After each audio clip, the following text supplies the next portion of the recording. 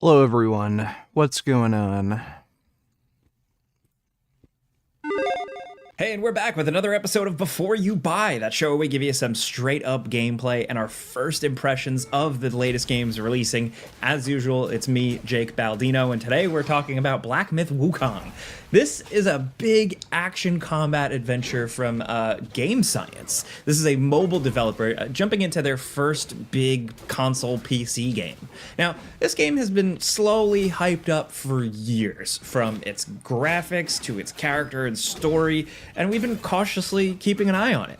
Now, keep in mind with this video, this is my first impressions after the first 13, 14 hours or so, but I'm actually liking this one more than I expected. It's flawed for sure, but I think if you had your eye on this and you were hopeful, yeah, it's pretty cool. It's ambitious, and even where it stumbles, I think this is a great debut for this studio. And just so you know, I've been playing a review copy on PC, that's where all this footage is, and all of this gameplay footage you see here is spoiler free. So, if you haven't already heard this, it's important to note that Black Myth Wukong is inspired by the 16th century classical Chinese novel Journey to the West. Now, What's up, this Axel? to me is... I'm doing pretty good today. Dodo Nine Tellers, can you please react at 43? I just sat there for like 6 seconds and Dan Bilzerian's such a fucking dipshit. 4309.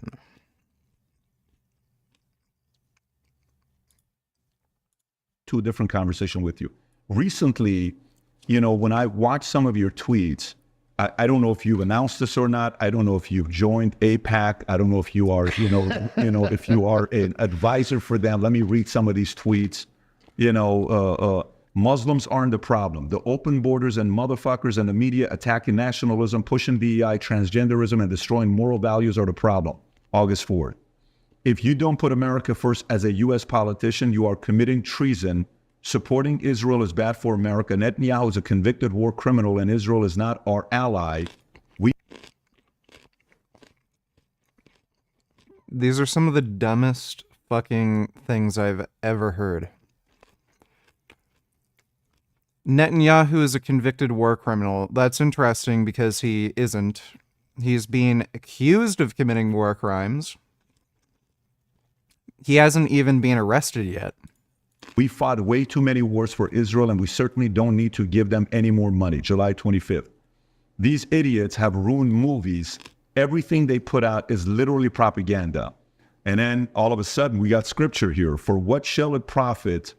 For what shall it profit a man if he shall gain the whole world and lose his own soul? Is this recent, comments you're making about Israel a recent thing, or have you always had these beliefs? it's more recent. I didn't really realize what a problem it was until recently, and then everybody was scared to say something about it. My brother told me, you can't say anything about it, they'll fucking kill you. Everybody basically said that I couldn't say anything about it. And actually now they're literally trying to kick me off the board of my company because of those tweets. So shit. Yeah, I've definitely had a lot of negative pushback, a lot of my Jewish friends, but I don't give a fuck. It's one of those things where I know that it's the right thing. And the fact that everybody else is scared to say it makes me, feel obligated to be vocal about it. Why do you think it's the right thing? Because I know that they're a fucking parasite. They provide the U.S. absolutely no value. They've done so many things that, would constitute, an act of war against us. I mean, USS Liberty, Lebanon Affair, I can go on and on and on and on and on. But, and I think they knew about 9/11. I think they had JFK assassinated. The first thing that he wanted to do, right before he died was, make AIPAC a foreign entity, and not allow them to have nukes. And then all of a sudden this fucking guy's dead. And Jack Ruby, who is Jack Rubenstein, it's just and then you just, I don't know, man, I can't ignore all the shit that they've done. They sold their secrets. Netanyahu lied to us about weapons of mass destruction. We fought all these fucking wars. My friends have died over. This guy is just...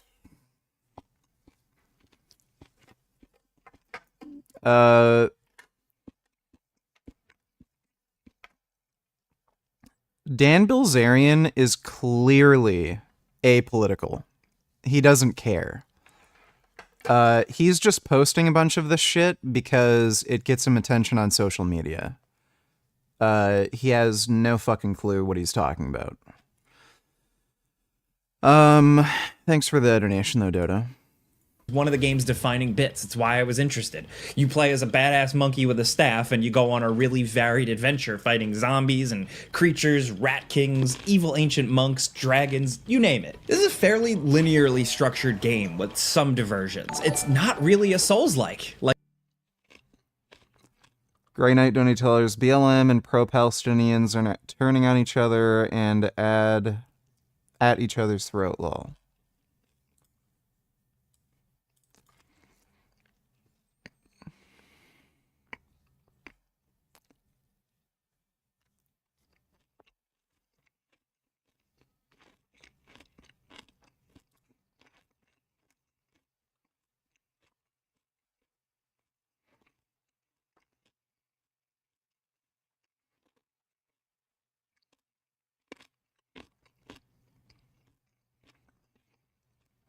After years of fighting systemic racism, black activists are being told to boycott Kamala Harris and the Democratic Party unless she expresses unconditional support for the Palestinian cause and backs an arms embargo against Israel.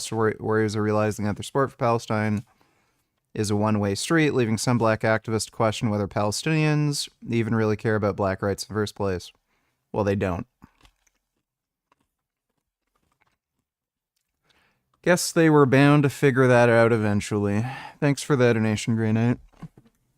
What are you animals doing?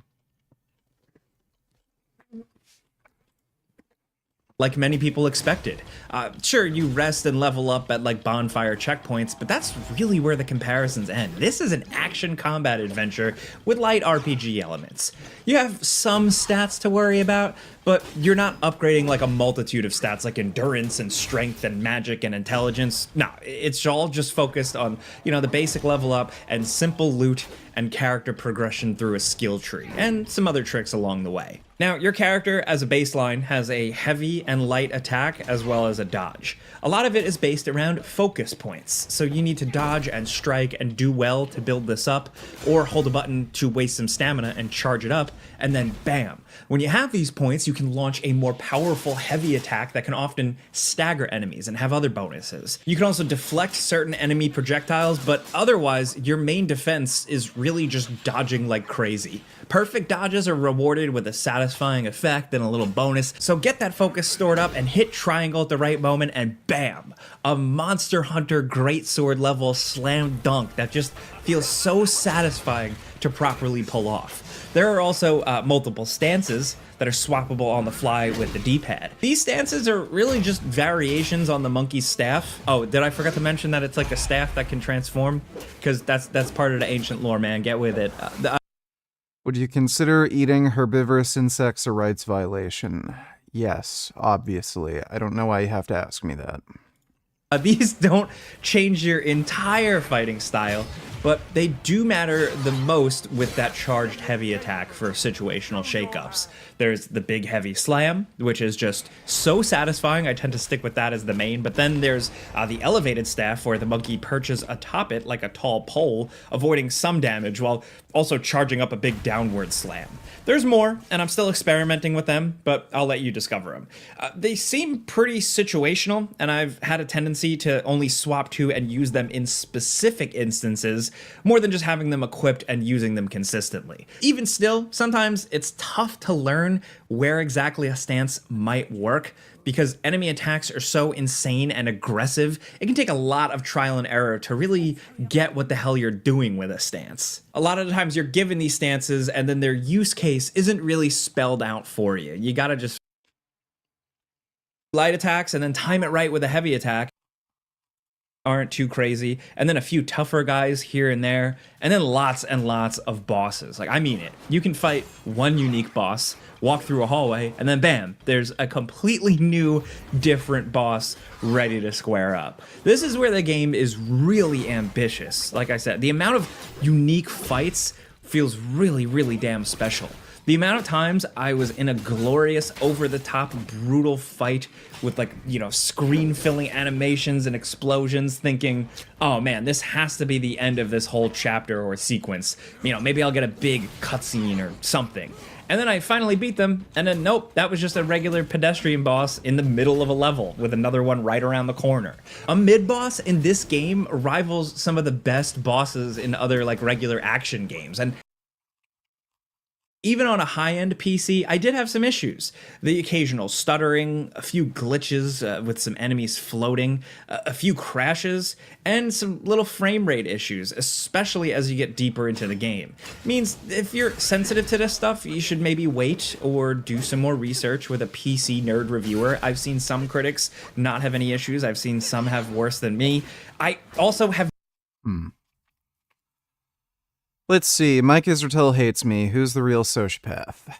That'd be Greg. Dr. Mike hates Greg Doucette. Dr. Mike Israetel. Well, let's see. I didn't know about this Greg Doucette thing. Greg Doucette, who is a two-faced lying sociopath sucker. Print that. I gotta get some popcorn. Guys, go get your popcorn.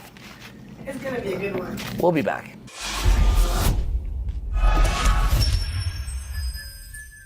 Joel, guess what? I agree with you. Yeah, Don't it's not exceed your controversial. capacity and don't exceed your capacity. To me, his air and They haven't even mentioned me yet. Okay, I'm 6 minutes into the video, and I'm wondering, why have I got my popcorn out? They haven't even mentioned my name. All I'm hearing is a bunch of stuff about Joel Seedman. this is not a So Greg is lying, by the way, or he's just full-fledged retard. His name is Zach Tlander,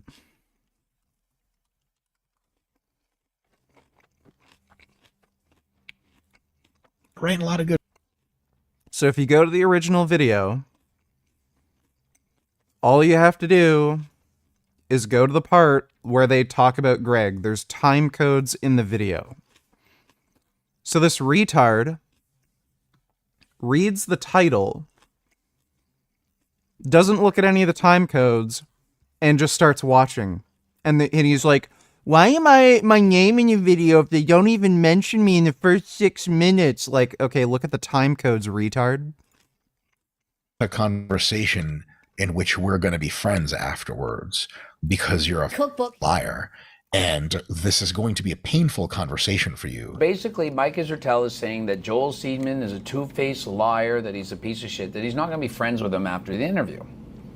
But then he brings my name up. I don't know what it is, but upon talking about Hey VG, my new gym has a chest press machine where you sit slightly inclined but almost vertical. What muscles does that machine target? Is it closer to flat or incline bench? Can I use chest press machine instead of incline press? Well, that sounds like an incline press. And yeah, if the machine has a similar angle to an incline bench, then you could use it in substitution as for an incline press. Thanks for the donation, Sanderbling. Hope that helps. Great news VG. Well, Let me take a look, Dodo. And it targets your upper pecs. What is it? Your clavicular pecs. Trump aides fear he has PTSD after assassination attempt. done. Look what happened. As you already know, the assassin's bullet came within a quarter of an inch of taking my life. So many people have asked me, what happened? Tell us what happened, please. And therefore, I will tell you exactly what happened. And you'll never hear it from me a second time because it's actually too painful to tell. While we now know that was a lie for sure, anybody who knows anything about Donald Trump knew it was a lie when he said it. The moment he said, "You'll never hear it from me again," I was like, someone wrote that line for him. He, of course, has not stopped talking about his assassination attempt in almost all interviews he's done since. Trump aides may believe the assassination attempt actually did hurt Trump mentally, according to a new report from Vanity Fair, and there wasn't a lot of room for him to fall. Hey, don't scroll away. Come back. Because before the video continues, we just want to urge you to lend your team and Destructive spiral may be the result of PTSD from the assassination attempt, according to a Republican close to the Trump campaign. He's been watching that 7-second clip of how close he was to getting shot right in the head over and over and over again. He may actually legit have PTSD. Another campaign official also confirmed the shooting continues to weigh on him. He's been through a lot. So is the country. That, in addition to Biden's decision to drop out and feeling like he's been cheated by Biden dropping out, is making those close to him believe he's blowing his lead in the presidential race. Also, polling shows that. His spiral began a few weeks after the shooting when he made the claim at the NABJ conference claiming Kamala Harris changed her race in front of a room of black journalists. At a rally in Georgia a few days later, Trump ranted for nearly 10 minutes about the state's popular Republican governor, Brian Kemp, whom Trump blamed for his 2020 election loss to Biden. Little Brian Kemp, bad guy, Trump fumed. And on Truth Social, Trump floated unhinged, evidence-free claims such as his theories that Biden might crash the DNC to take the nomination back, and that Harris and Democrats are running a psyop by creating AI videos and images of the vice president's packed rallies. It's nuts, a Trump friend told me. That's just a few instances. Trump literally can't. I don't know if that's any evidence that he has PTSD or if you're just seeing more of his retardation. Process the possibility that somebody draws crowds other than him. It's like he's choosing to lose, a Republican close to the camp. Do you believe Revival Fitness is natty? Yeah.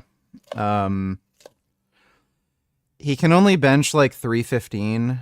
I don't know how tall he is, but he's I don't think he's that tall. Revival Fitness height.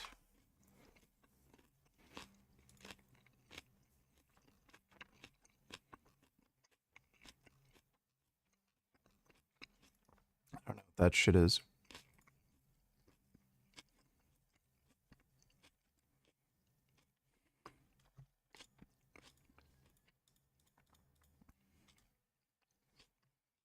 He's only 159 pounds if we round up.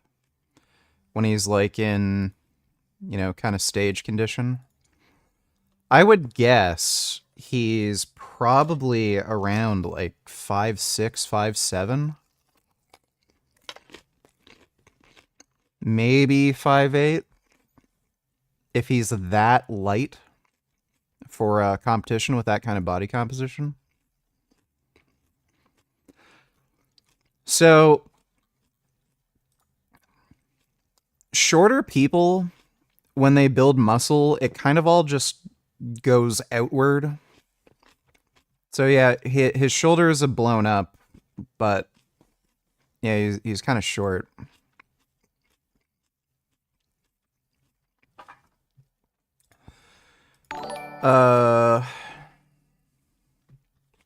Dodo donated $2. Can you react to his training advice at 2127?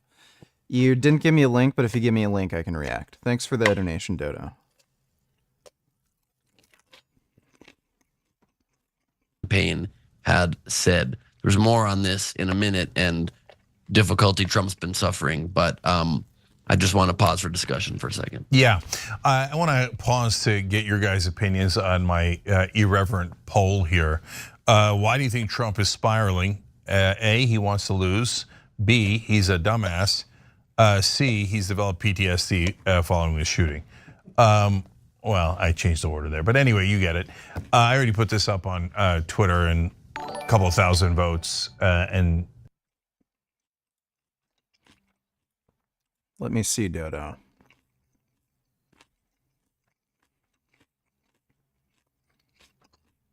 Oh, this guy's a fucking retard. I hate him. Squatting. And so I just see that as like most people can't mechanically do it for a long enough period of time. It's a shame. I'm about to give it up right now. But I'm sad to move over to like the leg press. It has max energy most days, and that day I was like, you might need some broccoli, dog. Yeah. Dude, have a Flintstone, buddy. Yeah. Well, I was like, because I watch this guy, it's like, doesn't matter where it comes from, just as long as it's meat. Yeah. But then I found that. Oh, wait, 2117.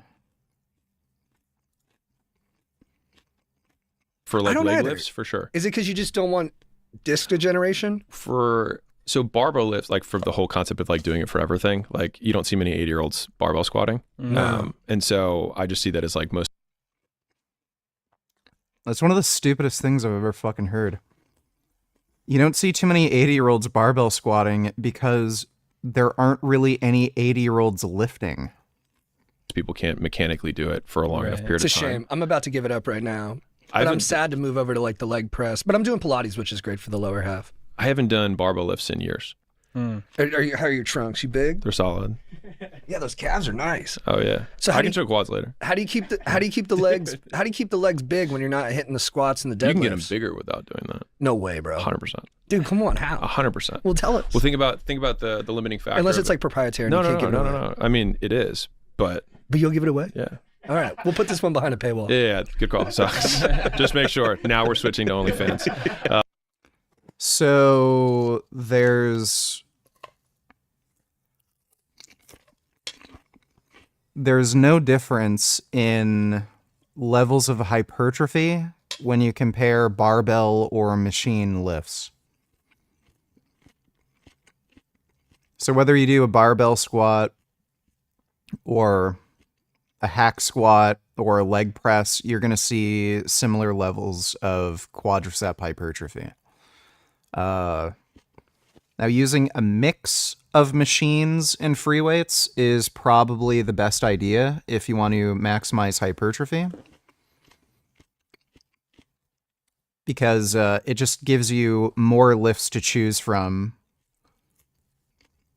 You have more stations in which you can distribute volume across like a week of training. Like if you were only doing barbell squats for quads, in order to get the requisite like maximum recoverable volume for your quads, you'd have to do a lot of fucking squats, and it'd probably get hurt or something.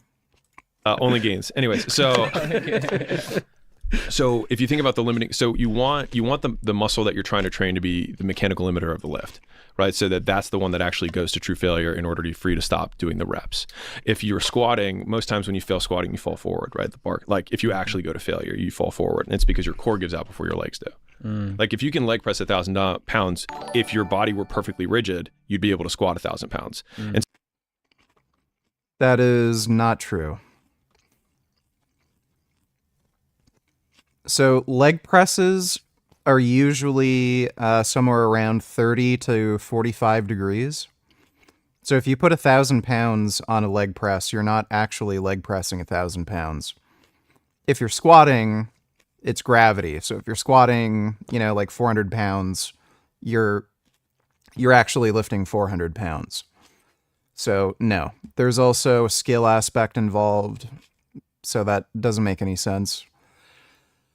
For most people, the limiting factor on a squat is going to be their quads. If you're failing a squat because of your lower back or your core, you probably just have a weak back and core, and you need to work on that.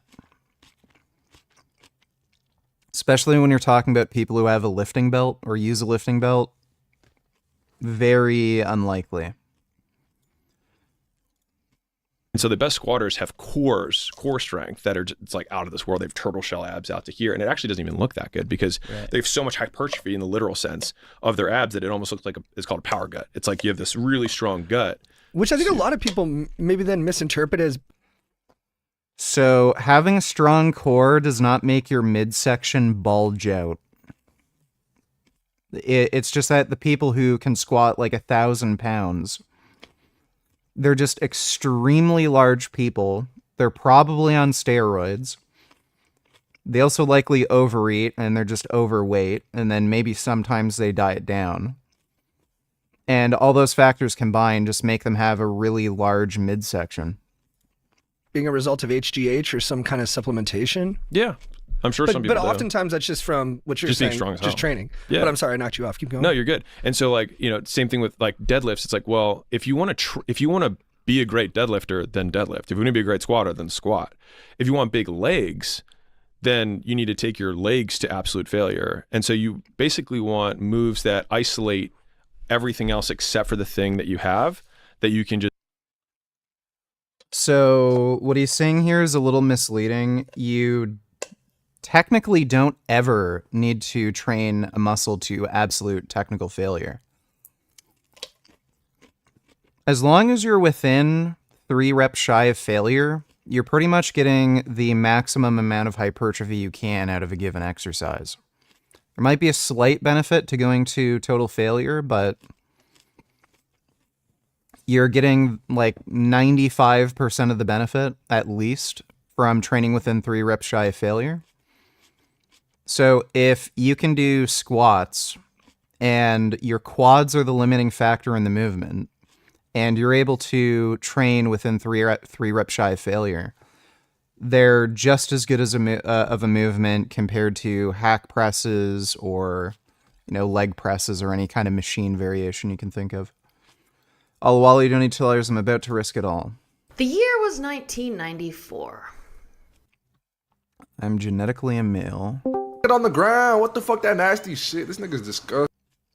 Discord mods be like... These niggas is pathetic.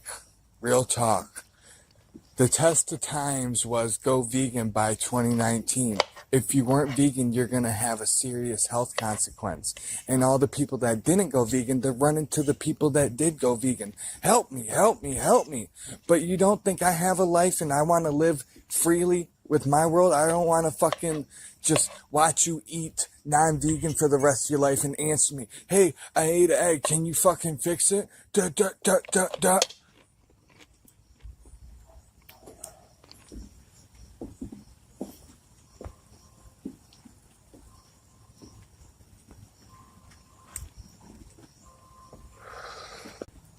Only if you knew what I deal with on a daily basis. I wake up not wanting to fucking do this, but then I get my stimulation and fucking take care of me, but then there's other people just fucking it all up. Can you stop sending me this guy's videos? He's just kind of retarded and annoying. Just absolutely take it to near death. And so that's like hack squats come into place where you have full range of motion on the joint that you're trying to work. Like you can hit, like with a hack squat, you can go all the way ass to grass or, hamstrings to calves and go full stretch, full squeeze. And you think all the that's way. best? Ass to grass? For in a hack squat, because of the way that a well-designed hack squat will allow you to do that with limited mobility. Like most people don't even have the mobility to deadlift properly without rounding their backs. How do you feel about the hex bar? That is not true. Deadlift requires like the least mobility of any exercise. It's totally not true. People have the mobility to do a trap bar deadlift than a straight bar deadlift. Right. And so what... That guy's an idiot. Eyebrows were thin. Friends was the hottest new TV show, and Bill Clinton had a wandering tapping. Anyway, so the first feelings that I remember of feeling like an outsider, they take me.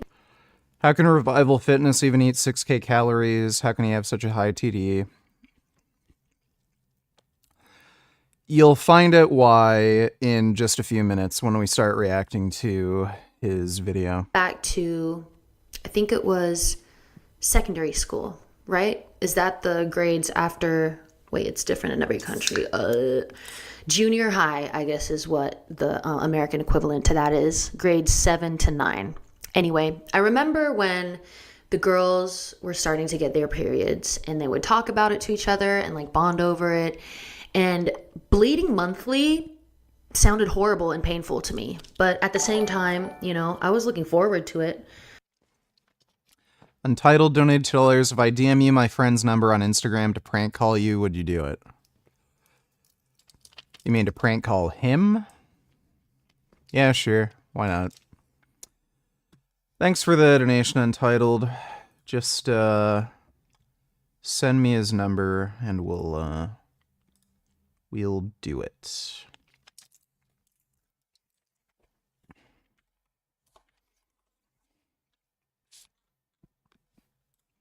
Which I guess most girls are, to be able to. What opinion or opinions does Big Lenny have that you agree with? I have no idea. He's extremely racist. Like he's kind of like your typical dumbass American. Like he is weird and unusual. But his political beliefs are kind of like your stereotypical dumbass American idiot. He's against social programs that he would personally benefit from. He's in favor of low corporate taxes. He's against unions. Like, he's against every fucking, like, political opinion or political policy that would personally benefit him. And that's because he's, you know, your typical average idiot American who's being convinced that they're a temporarily embarrassed billionaire. Americans have just literally been convinced that one day they'll become billionaires, and then they're the ones who are going to benefit from this oligarchical system where the rich get richer, poor get fucked over, no social services, no, like, social security net, no taxes for the rich, just make billions of dollars, exploit your workers. They all think that will be them one day when they get rich, and then they can benefit from a system like that. So I don't know. I don't know if I really agree with Lenny on anything. Like, maybe he's pro-gun, probably is. I'd agree with him on that, but, like, as far as his, like, most of his political opinions, he's kind of completely fucking retarded. Thanks for the donation, though.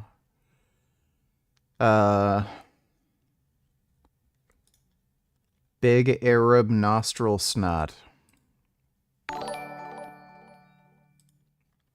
No, she is not a male. She has long hair and tits. Everyone can see that.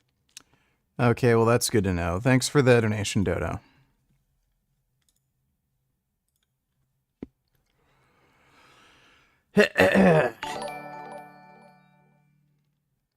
Good evening, VG. I really and truthfully hope that you are doing great tonight. So, one thing that I just can't get enough of with being away from our dad is the ability to be a culinary chef without being micromanaged constantly. Plus, we're saving more money, lol. That is good. Yeah, it's nice moving out from your parents. You know, just being able to do whatever the fuck you want, whenever you want, it's quite a luxury. Thanks for the donation, though, Ben.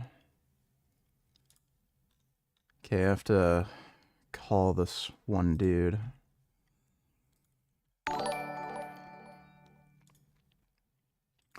Dodo donate tellers, can you play horror games?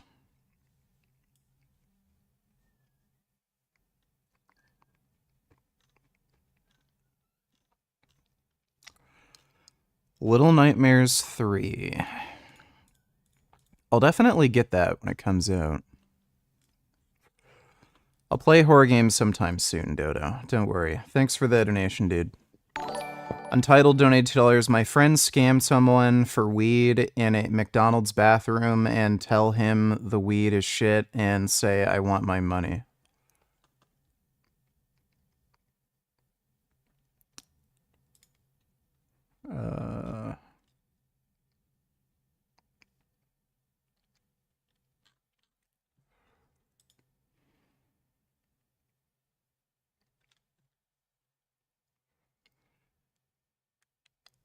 How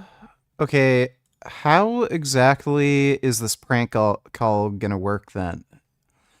I actually thought you wanted me to call him to debate veganism, but how's the prank call gonna work? I'm not gonna sound anything like the dude he sold weed to. You're gonna have to also go over some details, like what's your friend's name, where was this McDonald's, what city was it in? So if you want me to prank call him, I'm gonna need some more of these details, and like, again, I don't even know how this is gonna work because, your friend is going to know it's not the guy because I sound completely different from him. Do you want me to just argue with him about veganism or something? Thanks for the donation, though, Entitled. Bond with their fellow females. And at the same time, the girls were developing chests, and I wasn't. And I remember the boys in my class were like constantly. All right.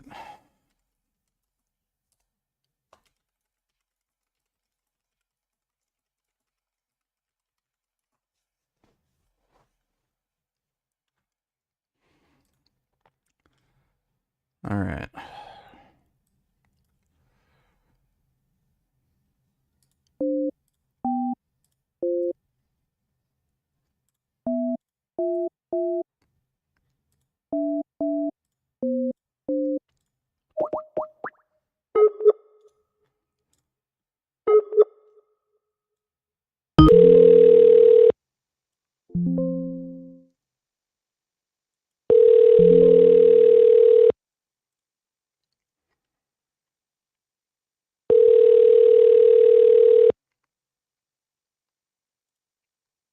Your call has been forwarded to voicemail.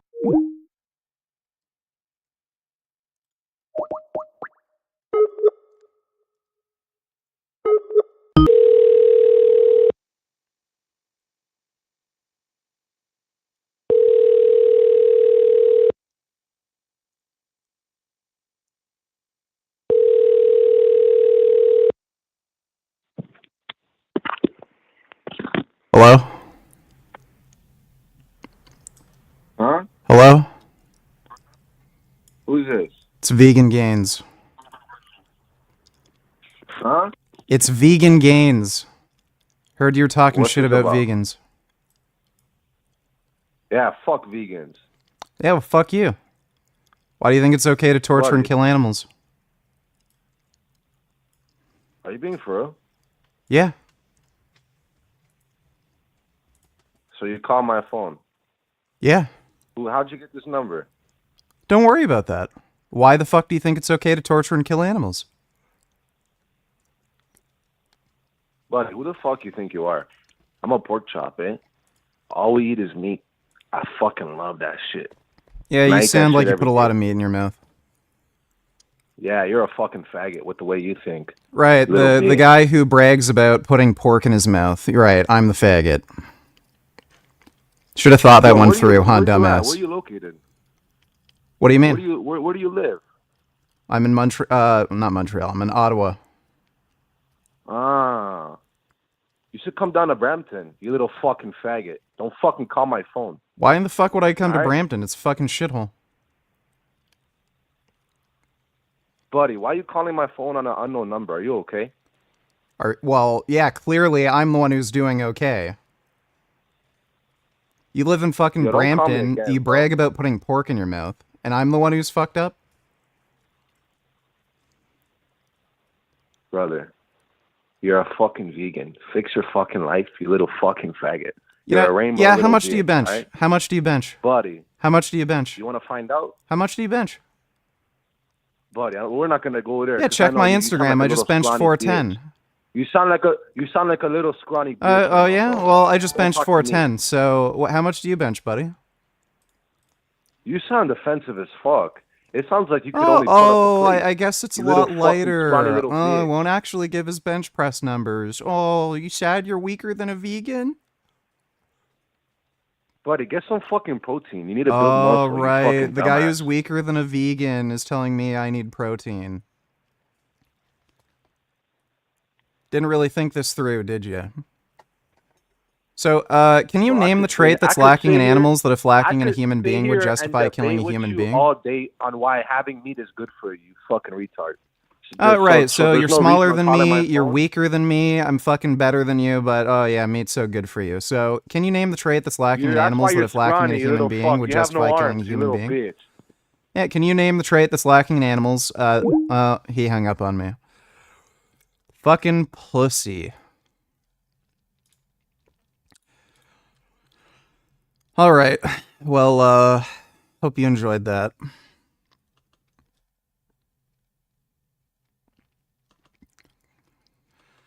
Let's see. My, how the tables have turned in this election.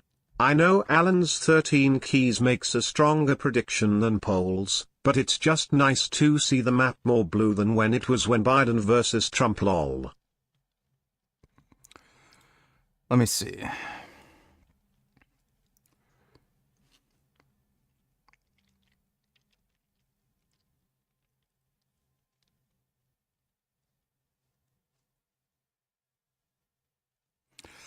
Yeah, you're I think in all the key swing states, they're probably all going to shift to Kamala Harris.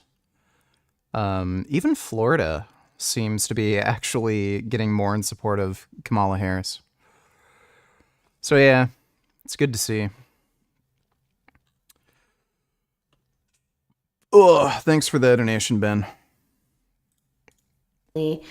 Saying that I was the flattest girl in the school, and that was not nice. So I started wearing a padded bra and stuffing it with socks. And then sometimes someone would ask me, "Hey, Sarah, are you wearing a padded bra and stuffing it with socks?" And I'd be like, I also started buying pads and bringing them to school just in case someone needed one. I could, be the pad plug and at the same time make it look like I too had my period, which I didn't. Anyway, time passed. I was 16 and I still had no signs of puberty, so my mom decided to take me to the doctors. And so at the doctors, they gave me an ultrasound, and as the doctor was giving me the ultrasound, he kind of looked like he didn't really know what he was looking at. He said he can't seem to find ovaries or much of anything else. Which of course felt alarming, but he couldn't really tell me anything on the spot. They sent me back home, and we didn't hear anything for a couple of months, but they had me come back regularly to get my blood tested. After some time, I got called in, and my doctor told me I was a male fetus and I was supposed to be born a boy, but because of a genetical mutation, I was born halfway female.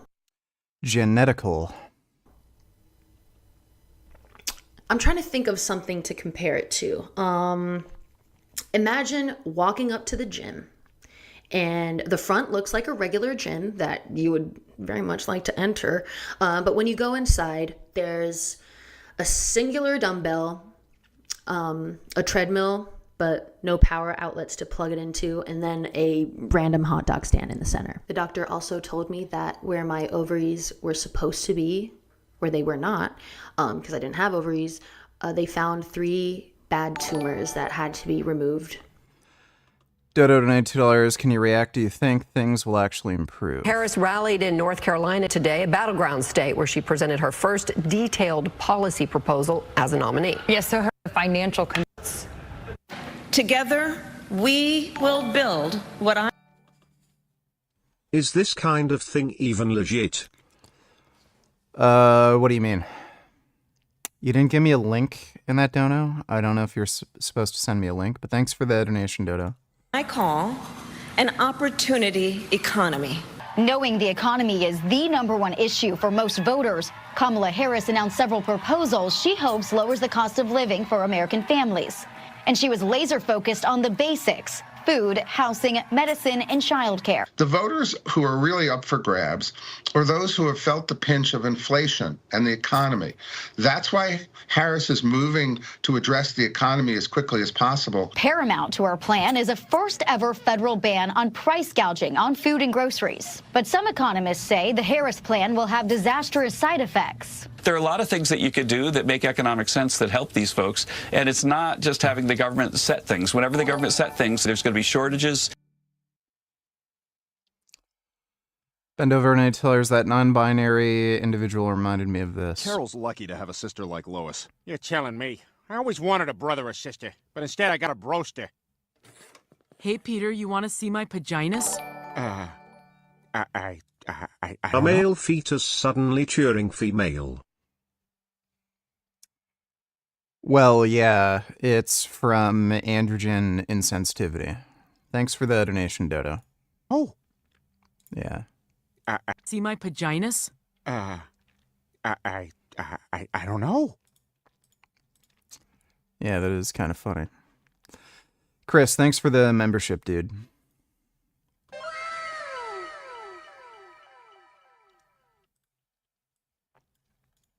And it's going to be hard to get stuff. Harris also wants to encourage builders to construct more housing in a bid to lower sky-high rent and increase the child tax credit to help new parents.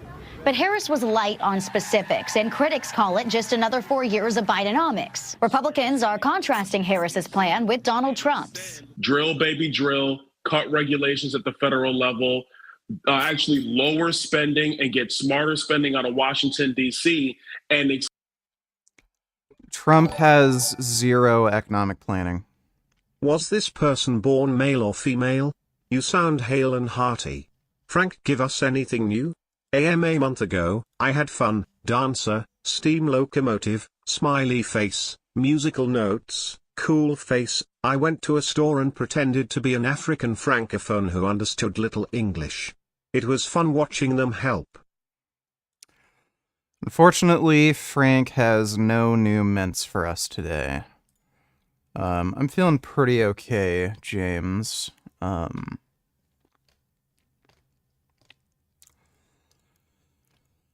But sounds like you've been having fun, James. Thanks for the donation. And like, sex is determined by sexual traits. This person has male chromosomes, but has female sexual traits. So they'd probably just be referred to as female. Thanks for the donation, though, dude. Dodo Donators, play Dark Pictures Anthology tonight, please. We might do that.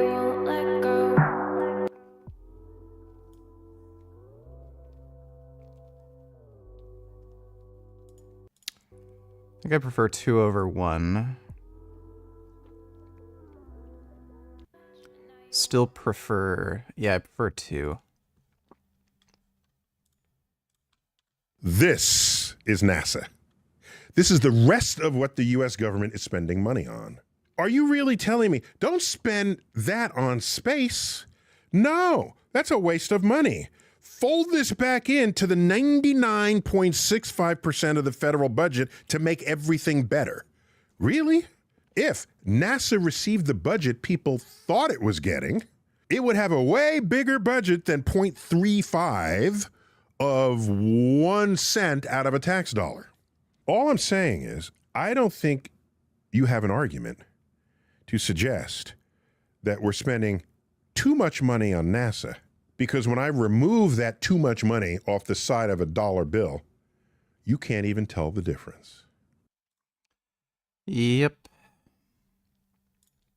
It's a quick experiment. Line up 1,000 people and give them a coin and have them flip the coin. Whoever gets tails, tell them to sit down. You repeat it. There's one person that's standing at the end. That person flipped heads 10 consecutive times. So who does the press go to? The press goes to that person and say, how do you feel about this? Well, I felt that heads energy about halfway through, and I kind of knew I was going to win. I saw heads on the thing. Did they interview anybody else who might have felt exactly the same way but didn't flip heads 10 times in a row? Because they're on their way home now. So we're thinking that this guy had some kind of clairvoyance about his fate, or that he prayed or whatever, whereas every time you do this experiment, somebody flips heads 10 times in a row. It's a quick experiment. There are many people who will see things happen to them that are in their favor. They say, oh, someone's looking over me. That's a fascinating phenomenon when that happens. When you analyze those situations, what you find is that we as humans simply have a profound inability to understand statistics. There are many people who will see.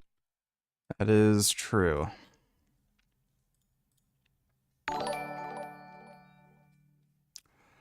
Vegan Gains donated $2. Let me see. All right, could a ketogenic diet? Hey, it's Mike.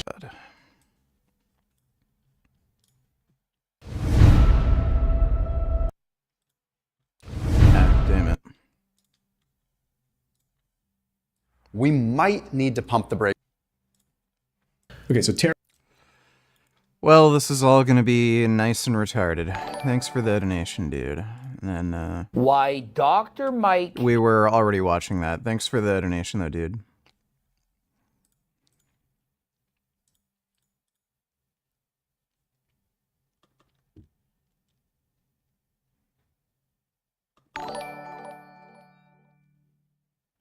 It's kinda like how the temperature outside determines if alligator eggs are male or female. I don't think that's really the same thing, but thanks for the donation, Dodo. Potentially put depression or anxiety in remission. Well, this is a new study that came out a few months ago looking at patients where exactly. These are case series. It's one of the lowest forms of evidence. You can find case reports of people putting depression in remission doing anything. Smoking weed, smoking cigarettes, exercising, just eating better in general. Or it's like when you put the beans next to the homosexual to see if they explode. I don't think that's the same thing either, but thanks for the donation, Dodo. So there's just crap evidence. Exactly, that did happen. So this study called Generalized Anxiety and Depression Cured with a Ketogenic Diet, a case series or something along those lines, published in the Frontiers of Nutrition. It's a case series of 3 patients who all were experiencing significant and many years long anxiety, depression, and went on through a ketogenic intervention for about 12 weeks and saw significant improvements and in several cases remission. Now, this is not surprising to me at all because I see it all the time with my advocacy for a carnivore diet. So it's not surprising at all. It's good to see this is written up. Now, of course, is this the ultimate study that proves these things? No, it's not. It's a case series. And so, but it shows more and more sciences out there that's supporting these, and they call this an animal-based ketogenic diet, which, read behind the lines, it's more or less a You can find case series where people put depression into remission just with medication, like again, anything. This doesn't mean jack shit. Also, because there were no controls in this experiment or any other type of diet group, you don't know if the ketogenic diet is any better or worse than any other particular diet for treating depression. So if they put people on a high-carb diet, a vegan diet, raw vegan diet, Mediterranean diet, and then just a control group, standard American diet, no intervention, they didn't do that. So you have no idea if this is more efficacious than any other kind of diet. I don't even know why. Well, I know why he's mentioning it. It's because he's a fucking jackass. But anybody with any, moral standards, intellectual honesty would talk about this as if it means jack shit.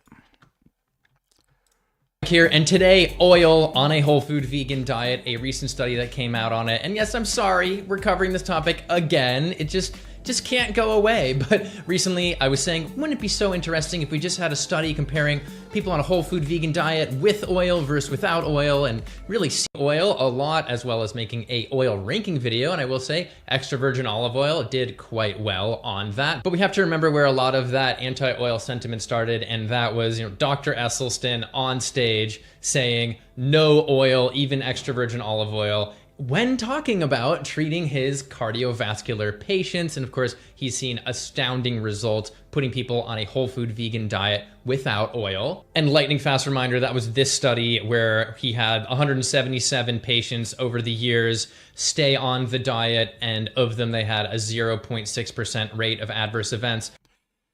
So this isn't true. There were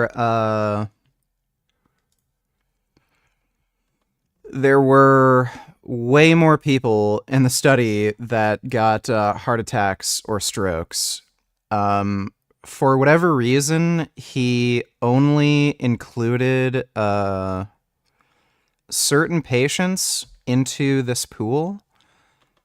So I don't even know how he really determined, how he made this determination, but He excluded some of the recurrent events based on certain medical conditions they had. And I think he also excluded people who he said weren't adherent, which is fair. He also excluded heart attacks or strokes or recurrent events that he thought weren't related to like the intervention or something. It was really strange. But there are actually fewer recurrent events in the Leon Hart trial than in Esselstyn's trial. Well, the 20 people that and that trial included olive oil in the dietary intervention. quit had a 60%. It's not perfect math, but it's also incredible math. But of course, the idea to stay away from extra virgin olive. Are you going to make a worse of the fitness industry video on Revival Fitness?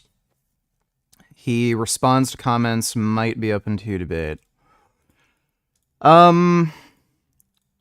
a little up in the air right now. I'm not totally sure. I left a comment pretty soon after he posted the video and hasn't replied yet.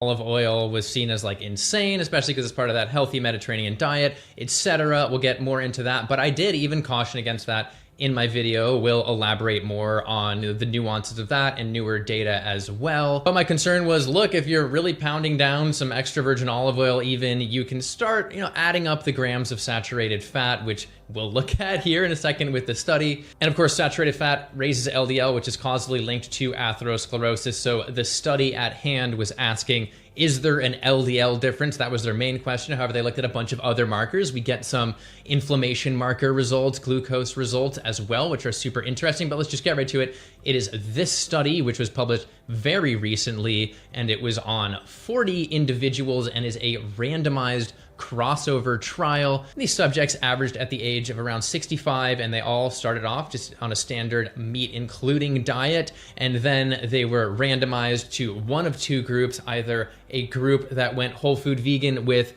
high olive oil to start and then switched over to a whole food vegan low olive oil, or the exact opposite, starting at low and then going to high olive oil. Now, obviously, the oil itself, which has zero fiber, is not a whole food. So it was whole food plus a processed food in one case. And so they started on one diet, and then they actually had a 1 week washout period where they just returned to whatever diet they wanted, and then they switched those diets. And it was the case that they didn't get told to add any exercise like that, but they did monitor exercise. We'll talk about that in a bit. They also didn't control their calories, which is worth mentioning, and then also gave them cooking classes, which I think is really cool for a study. But you might be wondering, how much is high olive oil? How much is low olive oil? Well, in the high group, they were given 4 tablespoons per day. And in the low group, they were told to stay under 1 teaspoon. They were essentially trying to be no oil, but did as much as is practically possible. And just to put that into context, 4 tablespoons of olive oil is about 475 calories,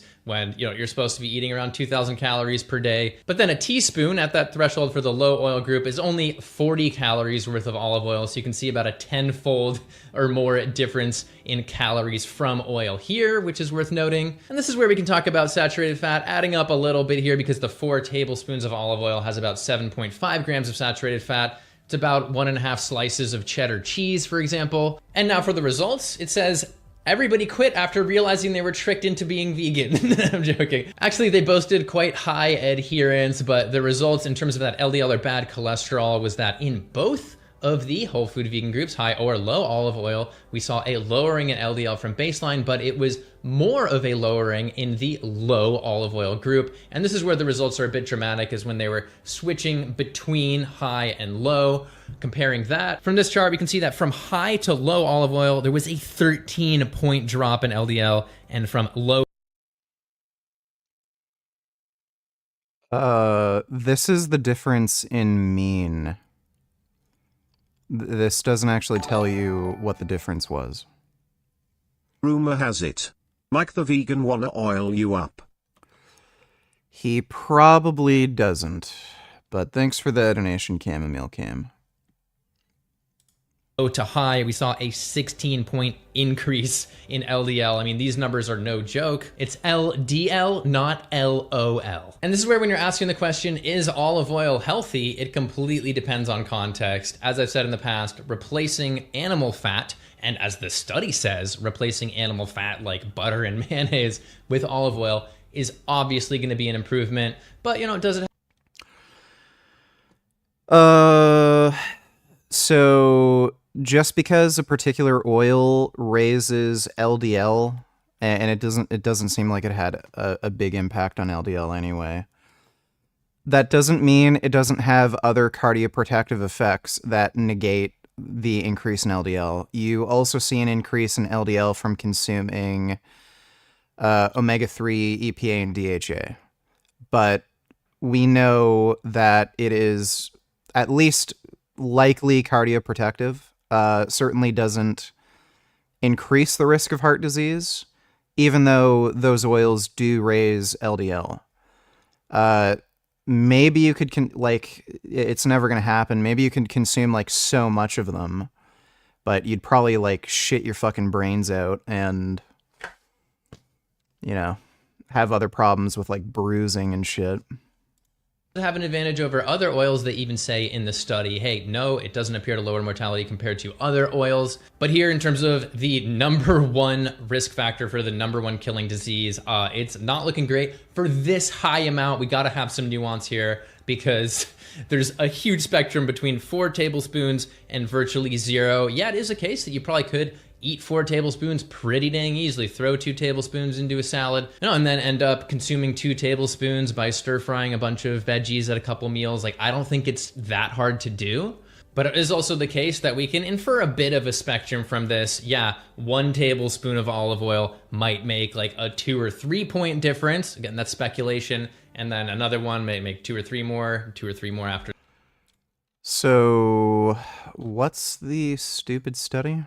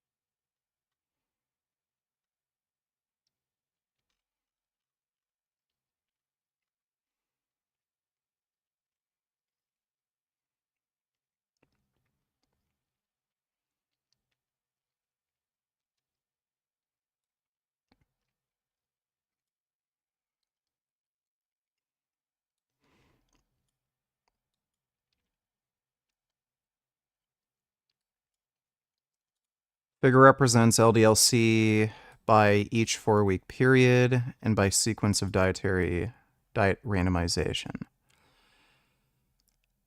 So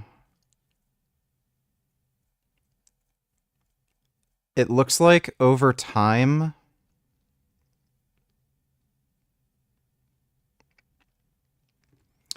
yeah, it looks like over time their LDL decreased, regardless of whether they were on olive oil or not.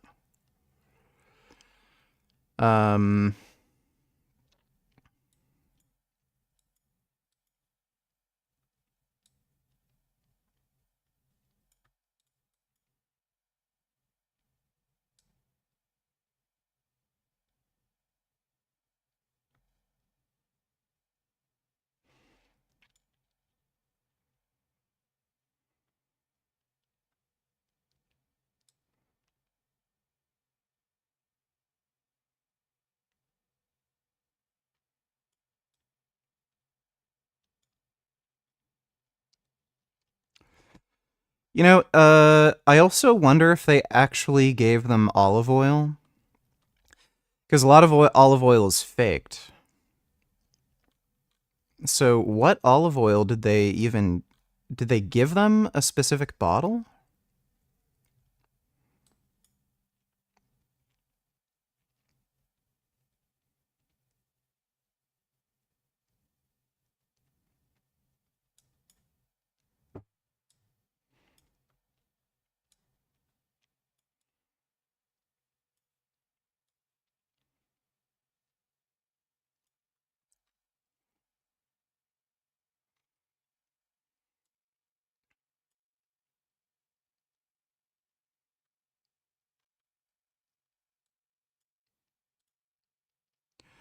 Extra virgin olive oil was provided.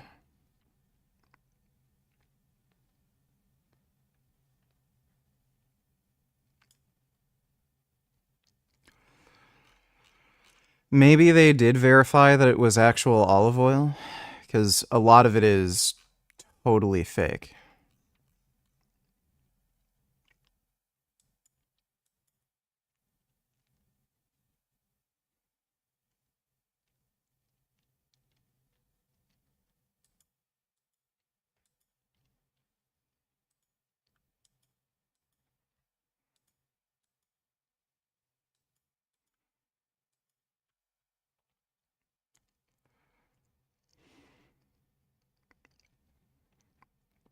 Total cholesterol, triglycerides,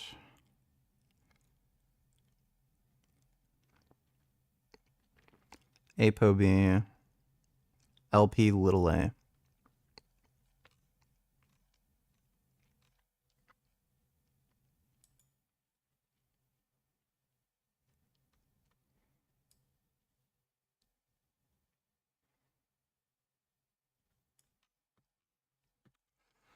All right. After that, and now for a quick break with today's sponsor, Fume. You might have not just for.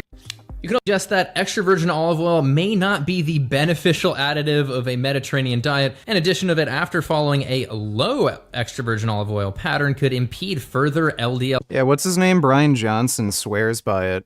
He says it's like the best food you can eat. Reduction, so really a missed opportunity. But this is where I'm sad that they didn't look at artery function or flow-mediated dilation, because it was a study that I've shown in the past by Vogel that showed worse artery function, but we're at a point.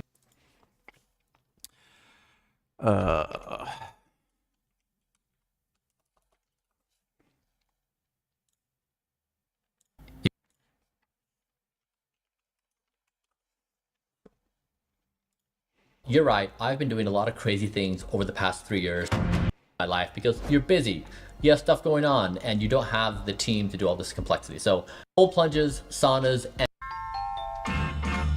but not just any of a particular type. And I'm going to explain to you how you can identify the right olive oil so that you can achieve the health benefits the evidence shows is possible. I consume Evo with every meal every day because when you eat, it causes damage in your body. I didn't know this. I recently learned it myself.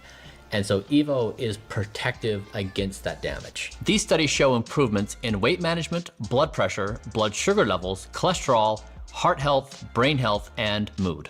The scientific evidence is compelling.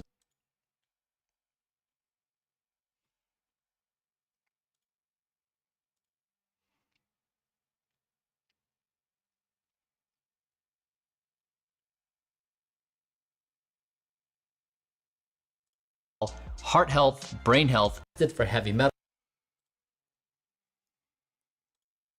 Modern people often ask themselves, why do I have to study history? Well, you're a historical being. You need to know who you are and where you came from and why you think the things you think. That's why you have to place yourself in the proper tradition. I'm taking 4 of my esteemed colleagues and you across the world. Oh, wow, this is amazing. To rediscover the ways our ancient ancestors developed the ideas that shaped modern society. It was a monument to civic greatness. To visit the places where history was made. That is ash from the actual fires when the Babylonians burned Jerusalem from 2,500 years ago. To walk the same roads. We are following the path of the crucifixion. And experience the same wonder.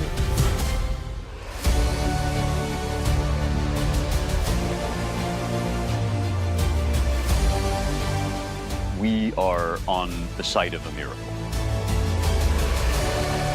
What kind of resources can human beings bring to a mysterious but knowable universe?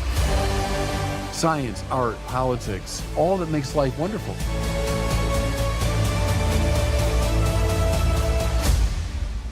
And something new about the world is revealed.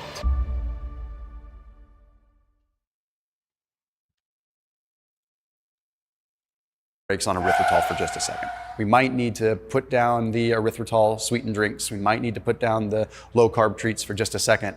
while we unpack this study, because the study that just erythritol increases in the blood in unhealthy situations. So let's see if actually giving a dose of erythritol makes the body respond as if it's unhealthy, right? So that erythritol increases in unhealthy people. So if you consume erythritol, then you're gonna increase it and you're gonna become unhealthy, or you're gonna simulate an unhealthy situation. It would simply be like saying, as simple as this: people with high blood sugar have diabetes. So sugar causes diabetes. So if you have sugar, you automatically have diabetes. That would make no sense. Because you ate sugar. But that would actually be too kind. It's more like saying that person has diabetes and they have high blood sugar. So if you eat sugar and we draw your blood and we torture it a couple times and it's high sugar, you have diabetes. What if that's how a diagnosis worked, right? That would never fly, right?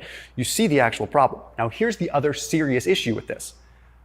That's a snapshot in time. One snapshot in time. So when you take a blood draw right after erythritol consumption and your erythritol levels go up, you don't even give them a chance to come back down. They didn't do this over different times. They did 30 minutes after consumption, not an additional 60-minute, 120 like most good studies do. They did one snapshot. So what if your body clears it really fast and it has no effect because it's cleared so fast? It doesn't sound like he has an unreasonable take on the erythritol study. It was a bad study. This nigga does heroin. All wrapped up. I had it wrapped up, gang.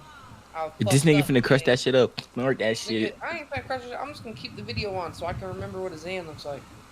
This nigga. What's his username right now? Dakota the plug. Nigga, Dakota really liked that for real. If you really Shawn hates you, nigga. Shawn. Where is this nigga? Ew, this nigga just wiped his armpits, this mountain. Where this nigga got a grandfather's tear? Nigga, drug. The fuck? Does he have diabetes? 2 hours later. What the fuck? Nigga just touched This nigga weird, bro. What the, bro? You all ball ass lame nigga. Yeah, does he have diabetes or something? What's with his foot? Nigga, you the only one laughing at this shit, you fat ugly fuck. Jewel, my nigga, that shit wild. Bro, who said you can turn your camera on? Like, what gave you this idea of camming up? That's his cousin. This His nigga his mom and dad. Alright, go. Ginger ass nigga. Turn up the beat, gang. Go.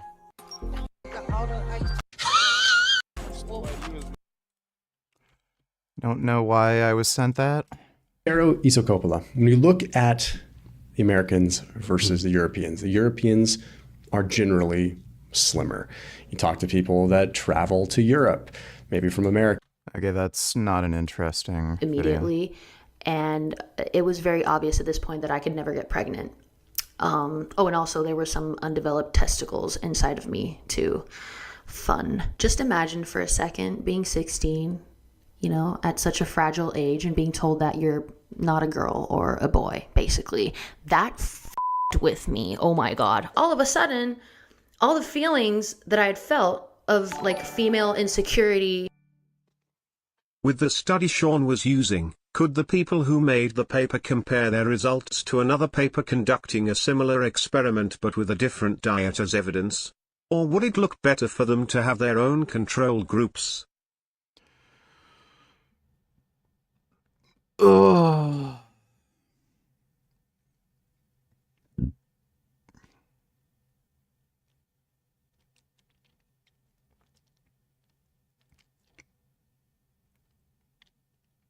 You'd only be able to have unless there was very little to no heterogeneity between studies. So if they had the same type of dietary protocol where they gave instructions, good adherence, same like follow-up period, same like mood scoring system, you could maybe do that, but ideally it would be, you'd have the comparisons within the same study. Thanks for the donation, though. Forgot my namification. Feeling like the odd one out, feeling different, not fitting in, they were real all of a sudden. They were validated. I was weird. I was a freak of nature. I was a blip. And also being told that I could never conceive the regular way was gut-wrenching. Because becoming a mother had always been like one of the biggest dreams So I of guess you could say, as Miley Cyrus said it best, she's got the best of both worlds. Yeah, I guess so. Thanks for the donation, Dodo. my life. A lot of people around me are building families, having kids. I'm surrounded by babies, and I freaking love babies. I become gross. I know your dad said he really wants to spend time with you this weekend, but how about I give you this 20 and you say that you just really, really want to go spend time with mommy. Start my puberty. Chromosomes are 46 and watch that. Felt like I was okay, whatever. Joel Seedman, he just had to go in. You weren't supposed to talk. How are you doing, man? Looking forward to playing Warhammer and Silent Hill 2. Boo. Yeah, I'm really excited for Warhammer. Everybody's already complaining like crazy about Silent Hill 2 Remake. But I'm still going to play it. I've never played the original. I might play the original before I play the remake. But, yeah, I'm looking forward to those two games. Thanks for the donation, Farce. Talk about that. We were both drunk. It was at band camp, and we said we'd never talk about this. And so, the sucking. We've interacted once in person ever. Once. One time at the Olympia. You approached me and deliberately made fun of me. You made fun of my voice. You joked about me. You put me down. And what did I do? I was a good sport, then goes out and makes more videos. If the people were to look at you and then eat their organs. But who's choosing Mike Israetel? Tell he does, hey, I got the hey, are we having a problem? Let's get a conversation. Based on the 10% number, and I've just Average person, when you say proper amount of volume, is anywhere from 2 to 16 sets. Okay, that's a waste. Let's check out this retarded revival fitness video. Where the fuck is it?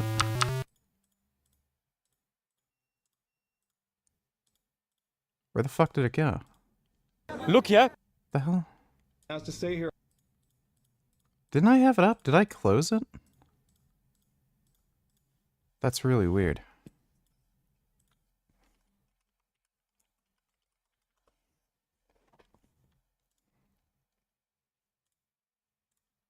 Grams of carb, chest up, shoulders back. This is Revival Fitness, your home for gains and brains. And it's about freaking time. It's taken a fair amount of trial and error to get to this point, but I think I have final... React to this. Let me take a look.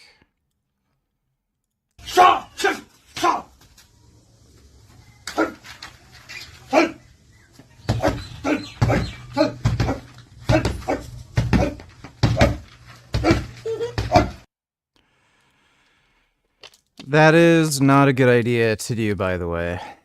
If you have impact to your testicles, it damages your testicles, and your testicles are kind of needed to produce testosterone, so if you take multiple repeated hard shots to your testicles, you might end up becoming hypogonadal.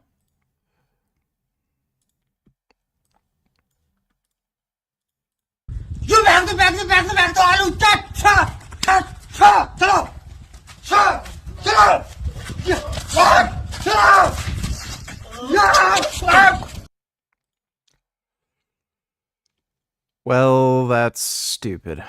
Analyzed the new bulking diet. That's right, kids, it is Cultivating Mass Season 3. I've never been somebody that grows remarkably fast, yet I am in an activity to which being as big as possible is the name of the game. So we have a lot to cover in this video. We're going to go over the calories and do the math and see how fat I allegedly should get very quickly on this diet, go over the macros, the foods themselves, as well as supplements. But first, I want to talk about how I ended up on carnivore in the first place, because I'm sure some of you, based on just seeing the title and thumbnail, you're mashing away on the keyboard, "Oh, this diet is terrible, bro. Why would you ever eat this way? It's such a bad idea. It's so dangerous."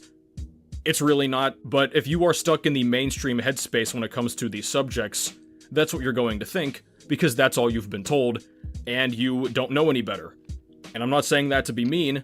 I used to have the same opinions myself until I actually really dug into this topic and learned much more about it. And on that note, I am proud to announce that it is finally here.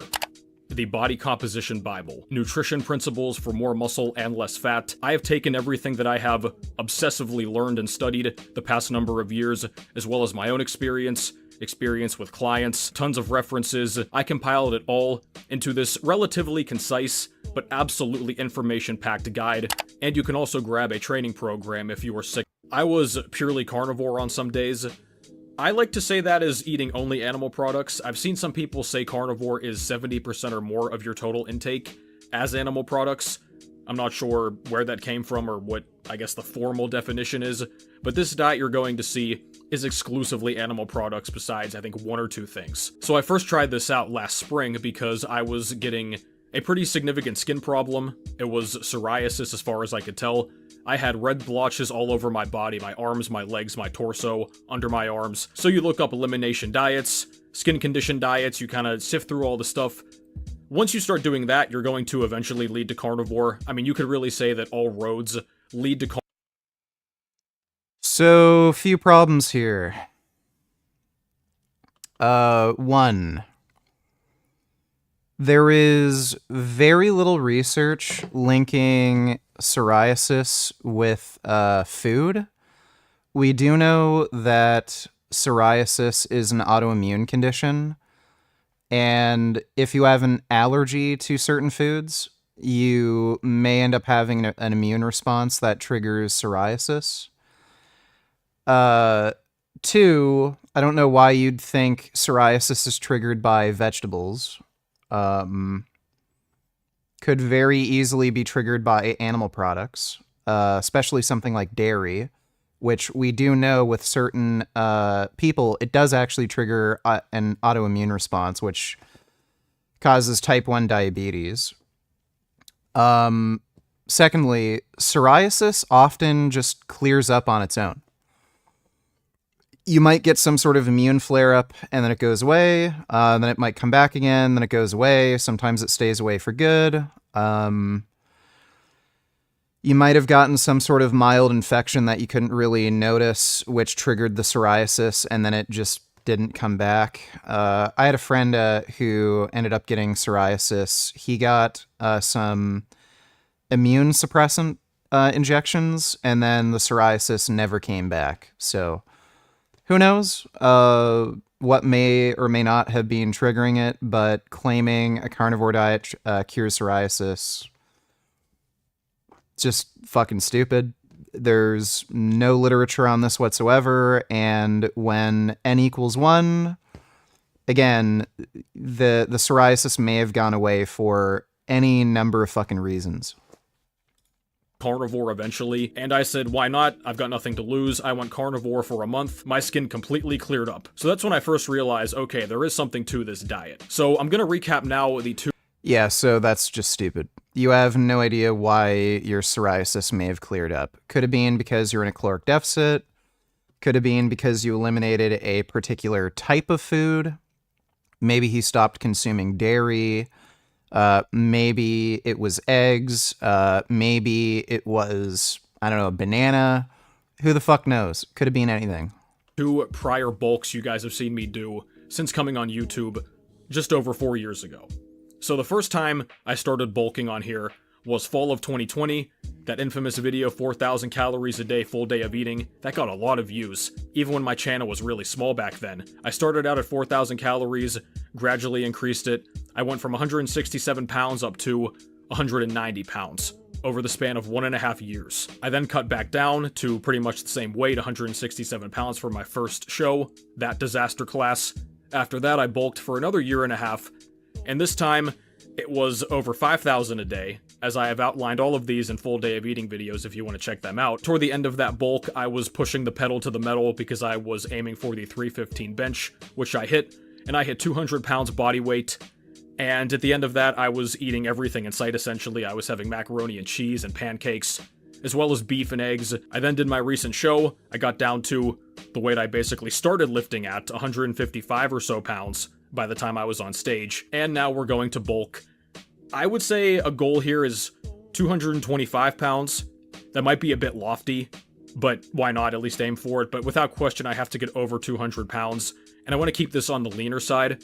That's the biggest goal I have with this bulk, because people in the carnivore space often talk about they can eat almost as much as they want, and they rarely seem to gain much body fat, if any at all, and that really angers people because they say, no, that's not possible. Well, I'm going to put that to the test. I am going to be eating over 6,000 calories a day and doing so not just for a month or for a couple weeks like a little short-term experiment. This is going to be for, realistically, probably another year and a half, maybe even 2 years. I want to really compare this because I've eaten the typical mixed diet, typical higher carb diets in the past. I've never done this way of eating long-term in a bulking phase, and I want to see what happens. You remember those old messages that came up before WWE came?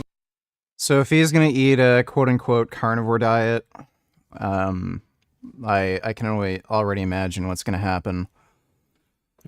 His workouts are probably going to start sucking. He'll probably notice that when he doesn't consume many carbohydrates, the amount of repetitions he can do per set is going to go down. And very quickly. So if he has to do, say, 2 to 3 exercises per body part per session, so he starts off with bench, and then maybe does incline bench, and then like flies, he might be able to get a normal amount of repetitions per set on like the bench, but then when he goes to incline bench and then when he goes to flies, he's going to notice the reps and the amount of weight he can do drops off really quickly. You need carbohydrates to produce energy. Fuck, god damn it, there's a fly. And when you don't have that energy in your body, you're not going to be able to lift. So you're going to, be able to bench normal. You could probably do like, I don't know, 250 for sets of 5, something like that.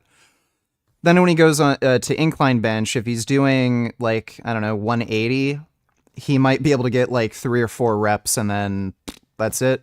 And then he's going to have to bring the weight way down. And then when he does flies, he's going to do like 20 pounds and then again, only be able to get like 6-7 reps.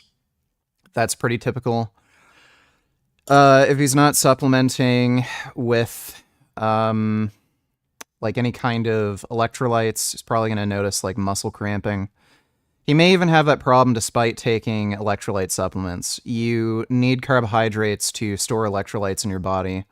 If you don't have carbohydrates, again, you're just going to be basically perma-dehydrated and you're going to have issues with cramping. You might even notice like irregular heart rhythms, which isn't great. Probably going to have issues sleeping, and testosterone likely is also going to go down because low carbohydrate diets increase cortisol, and as cortisol increases, testosterone goes down. So again, sleep issues, might have issues with anxiety, low mood, lack of energy, motivation, stuff like that. That's all possible. Came on that said, do not try this at home, and gave that message and that disclaimer. I'm giving you the same one here. Do not try this at home. I am a trained professional, and I'm not a formal scientist, but I am a bro scientist, and I've got a PhD in that. So with that said, and now let's do the formal calorie calculations. And this is something I have got flack for on my previous bulks too, because based on the surpluses I was in, I should have gotten obese multiple times by this point. People always say, oh, well, you just didn't track properly, bro. The whole calorie thing, it's nothing more than a ballpark estimation, and calories do not even describe what we absorb from the food we eat. You guys will figure this out eventually, maybe. Actually. So when it comes to weight loss, you it's almost a perfect prediction with how many calories you're eating under maintenance versus weight loss. You can almost track it like within a few percentage points. When it comes to weight gain, it can be a little different, especially when you're talking about very high protein intakes. Because of the thermogenic effect of food, you end up losing a lot of energy, especially with very high protein diets. There's also hormonal things that can come into effect, especially if you're doing resistance training. Again, some of those calories are going to be, put towards muscle building, not fat gain. Carbohydrates as well, they're stored as glycogen. So when you're doing a lot of glycogen depleting exercises, that energy is going to get stored in your muscle tissue as glycogen and not just be put on as body fat.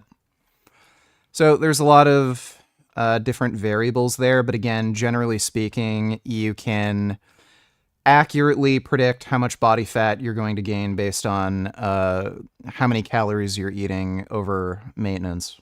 Actually, you probably won't, but it is what it is. So age, I just turned 28.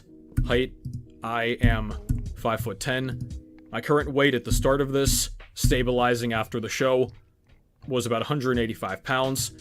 And then the activity. So this is something that's kind of funny in its own right.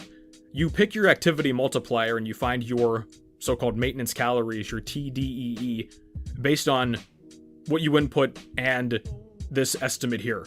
Which again is extremely vague, but people think this is like some ironclad hard science. So what I'm going to do, guys, for the purpose of this experiment, I'm going to pick the highest outputs possible to make the margin of error as small as possible. And you're still going to see how much weight I should be gaining. But here's our categories: sedentary, little or no exercise, exercise 1 to 3 times a week, 4 to 5, intense exercise 3 to 4 times a week, or daily. You see, these are just very vague.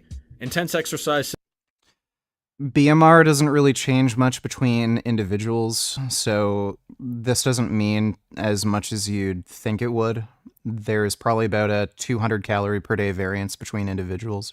6 to 7 times a week, and then extra active is very intense exercise daily or a physical job. So I do stand during the day. I have a standing desk. I'm standing right now as I record this. Let's just pick the extra active one. So let's see what it tells me. So to maintain weight, and mind you, I picked the highest energy multiplier possible, 3,449 calories a day. Now let's show the info for weight gain. Mild weight gain is 36.99. 1 pound a week, that is the 500 surplus, as you can see, compared to that. 3,949 calories a day. Fast weight gain, 2 pounds a week. Nobody has any need to do that. 4,449 calories a day. So we could just even round up and say 4,500. So I am 2,500 calories per day over this amount here that says I should maintain my weight, and that is 1,500 more than the point that I should be gaining, apparently, 2 pounds a week. So based on this calculator, every subsequent 250 calorie addition is going to net 0.5 more pounds gained per week. So if we take 6,000, subtract it from the maintenance weight, 2,551, divide that by 500, which should equal 1 pound gain a week. That gives us a multiplier of 5.1. Let's multiply that by half a year, 26 weeks. I should gain over 132 pounds by the beginning of 2025. So you can place your bets below as to what you think is going to happen. And this is even funnier because I've been eating over 6,000 calories a day on most days since my show, which was not even 2 months ago at the time of this recording. You can see on the screen now the comparisons of my physique when I was just a few days out versus more recently. This was about a month after the show. So he's claiming he's eating 6,000 calories per day. Let's just assume, for the sake of argument, he's accurately tracking, and he is indeed eating 6,000 calories. I have my doubts, but let's assume. If you go through the comments,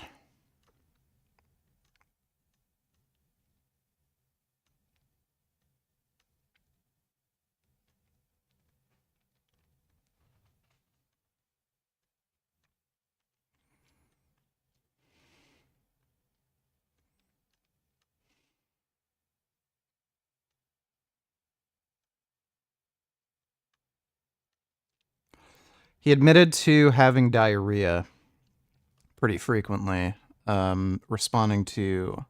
Saw it when he responded to a comment.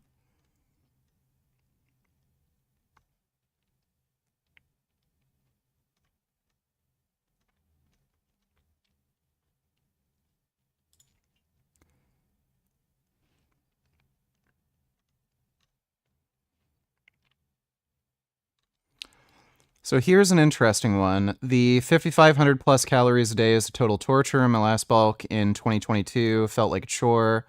Had to watch your videos for entertainment to finish eating.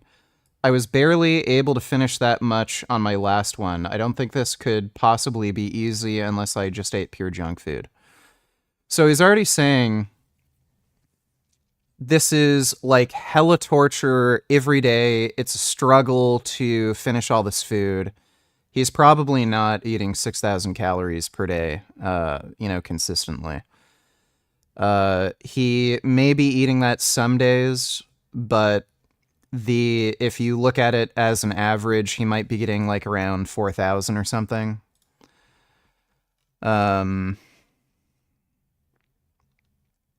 Somebody said like he'd like rip your bowel movements. No, that's not the one.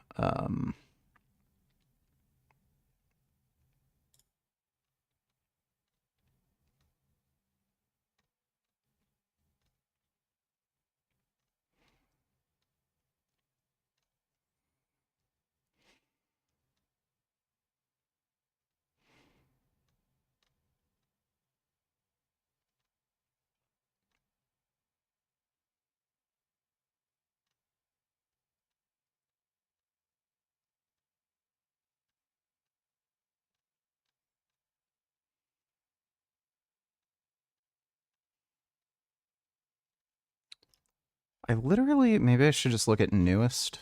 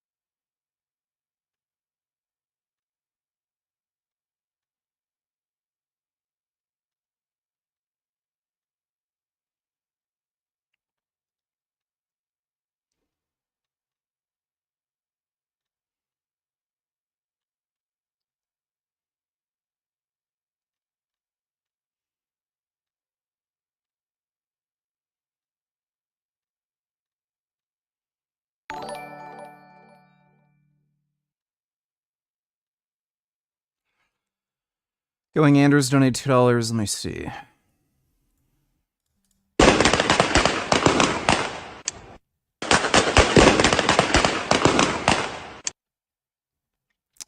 What was going on there?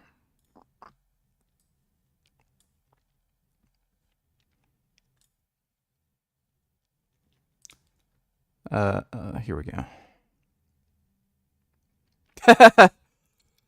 That's the funniest crash I've ever fucking seen.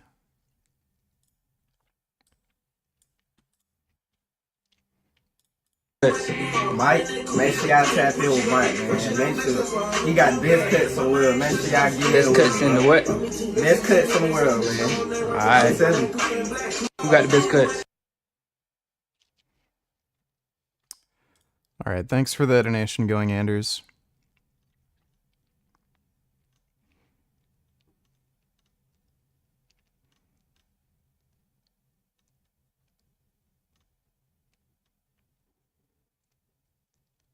He says he's 5'10". I think.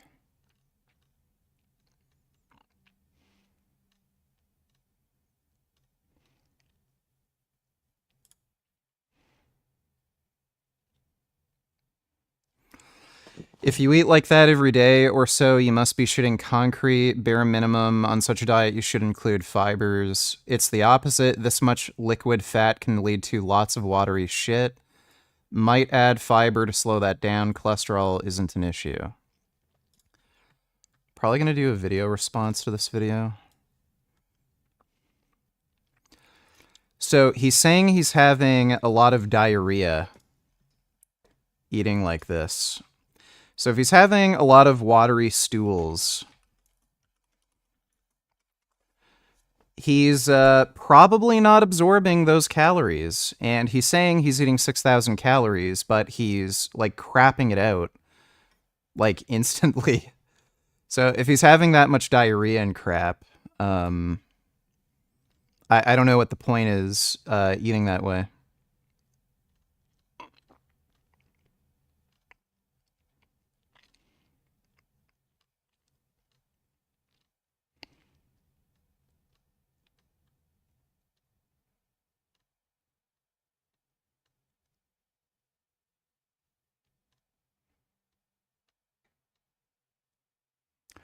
He responded to somebody else, basically saying the same thing, that he's been having diarrhea. So when he says he's eating 6,000 calories, you know, it's kind of like if you were to chug a bottle of olive oil, you're just going to have diarrhea. You're not going to get like 10,000 calories from a bottle of olive oil if you like chug it. You're just going to have diarrhea. And I obviously gained back a good amount of body fat. Not excessive though, and I can still see my abs without even flexing terribly hard. So I would love to keep visible abs for the duration of this entire bulk, and I've been trying out different versions of this diet. They all have been at least 6,000 calories a day. As you can imagine, eating this much food on any diet is quite the challenge, but on carnivore especially, with as satiating as a lot of these foods are, this is far from easy. I mean, I am basically eating from the moment I wake up to the moment I go to bed. I am having to force feed. I have to just kind of stare at the food and will myself into eating it. As I've talked about before, guys, this is the epitome of first world problems. Like, oh, I have so much food to eat, God forbid. So finally, without further ado, let's dive into the foods themselves. Those of you who've been here a while know that I start every day with breakfast, and that is 6 eggs, right? Wrong. Double it, give it to the next person. We're up to 12 eggs a day. So again, this might explain some of his diarrhea. If you eat this much eggs in one sitting, that can trigger diarrhea. There are a lot of people who've, you know, tried the 12 eggs a day thing and have tried eating 12 eggs in one meal. They have diarrhea. That could explain some of it. Eggs are obviously not great for you. They're extremely high in cholesterol, which will raise your serum cholesterol score, which is the principal risk factor for heart disease. And on top of that, he's cooking it in butter, which is probably like literally the worst food for you. That's right, a whole Lots of dozen, saturated and I combine fat. that with half a pound of sausage. And the sausage is something that I... So, red meat is very bad for you. It is linked with multiple forms of cancer. The most common forms of cancer that red meat is associated with would be lung, esophageal, and gastrointestinal cancers, and I think also cancers of the pancreas. It's also high in saturated fat, which again does cause heart disease. Saturated fat itself is also linked to certain cancers like breast and prostate cancer. Does also contain cholesterol, again, which will raise your serum cholesterol score. Red meat is also linked with type 2 diabetes, and that's regardless of weight gain. So it's probably due to the saturated fat and possibly the heme iron in red meat. It damages your pancreas. And it also stops, it also just prevents insulin action. So not a good choice, and he says this is sausage, meaning it's a processed form of red meat, which is even worse. have not regularly eaten I don't think ever, at least not in a very long time. And I gotta say, throwing it back into the breakfast rotation, this stuff is pretty tasty. Something I want to note right off the bat, you can see that I am using stainless steel to cook the eggs, and stainless steel or cast iron to cook the sausage. Up until very recently, I used non-stick cookware, but I recently made this switch exclusively to these two because they do not contain any PFAs. I'm not going to go into an entire spiel about what these things are, but these are going to be found in any type of non-stick cookware, and it is kind of annoying to get the eggs not to stick in stainless steel. A quick trick you can use is heat the pan up until you get this reaction right here. Basically, the water is going to form bubbles that bounce in the pan. Once you see these, the pan is going to be ready for use, so I put butter in it as soon as I see those. Then I pour the eggs in. There is a bit of sticking that occurs, but it is very minimal. When I first started using the stainless steel, I got all kinds of sticking. It was getting very annoying. So using that trick is going to make this process a lot easier. So since the pans get preheated, these things cook pretty quickly. I also put in approximately 4 tablespoons of butter. That is spread out across the day. Yeah, so again, that's a lot of saturated fat. Butter is one of the worst foods that you could possibly eat. I use approximately 2 when making this meal, but the dozen eggs come out to 72 grams of protein, 60 grams of fat. The half a pound of pork comes out to 36 grams of protein and 51 grams of fat. And I also add 2 slices of this mozzarella cheese from Tillamook. That is a fun name. They're based in Oregon, in the United States. This cheese is great quality. It's very tasty. I melt these on top as well. The cheese slices, 2 of them comes. So this doesn't seem like it's yeah, it's not a low-fat type of cheese. So you are still getting a significant amount of saturated fat from consuming something like this. So the type of fat found in cheese doesn't seem to raise serum cholesterol as much as other dairy products like butter, or as other sources of saturated fat like in red meat, but it still raises it. So it's not quite as bad from a heart disease perspective, but it's still pretty bad. So not a great choice. And again, there's 0 fiber in any of this food. Not getting any antioxidants, like none of the beneficial plant nutrients. So terrible so far. Out to 10 grams of protein, 2 grams of carbs, and 12 grams of fat. And I put some sour cream on this dish too. This is a very... So again, more saturated fat. Big bowl. You might not be able to really tell based on the camera angle, but this bowl is gigantic. If I finish cooking by, say, 9 a.m., oftentimes it will be around noon when I finally finish that final bite. I will usually dig into it quickly, and then I hit that. So again, this is another indication that this guy is not eating 6,000 calories per day. So it takes him 3 hours to finish one single meal. Does that sound like he's hitting 6,000 calories every single day? Like, all you have, like, you can only take his word for it. Like, there's no type of process that he's going through to verify that he's eating all of this.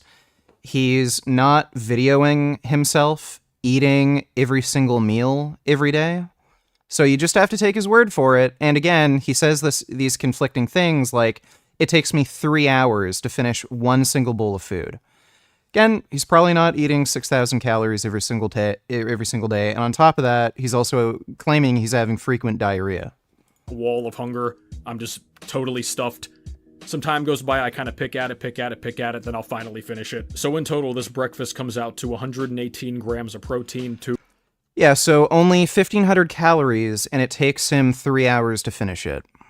He's not getting to 6,000 calories every day. 2 grams of carbs, and 123 grams of fat, totaling 1,497 calories. So as I finish up the first meal and let it cool off a bit, I prepare the second meal, which is ice cream. Not anabolic ice cream, carnivore ice cream, featuring only 2 ingredients and no ice cream maker needed. Now, of course, if you want to make this more aesthetically pleasing and have the best texture possible, you can use an ice cream machine. You guys know me, I am very culinarily lazy. I don't care how good my food looks, I just need to get it eaten. That's all I really care about. So, how I make this is I get 1 pint of raw heavy cream. That comes out to 2 cups. So, you might notice it says for cats and dogs. It's illegal in most states to sell raw dairy, and there's a very good reason for that. Cows, just like human beings, can get tuberculosis. In fact, tuberculosis probably was transferred from cows to humans. That's how humans ended up getting tuberculosis.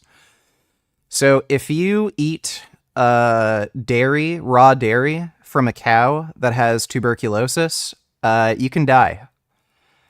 You not only can tuberculosis be transferred, through the air and infect your lungs, it can also infect your body, and the infection can spread to your bones.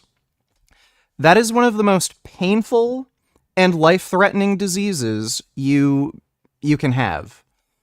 So if you want to eat raw dairy that's, meant for cats and dogs, you can roll the dice and hope you don't get bovine tuberculosis or any other disease that the cow might have.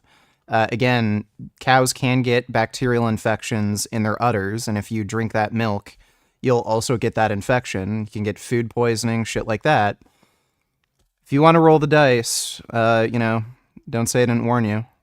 Now you can see on the label here, given that it's raw dairy, it is labeled as pet food, not for human consumption.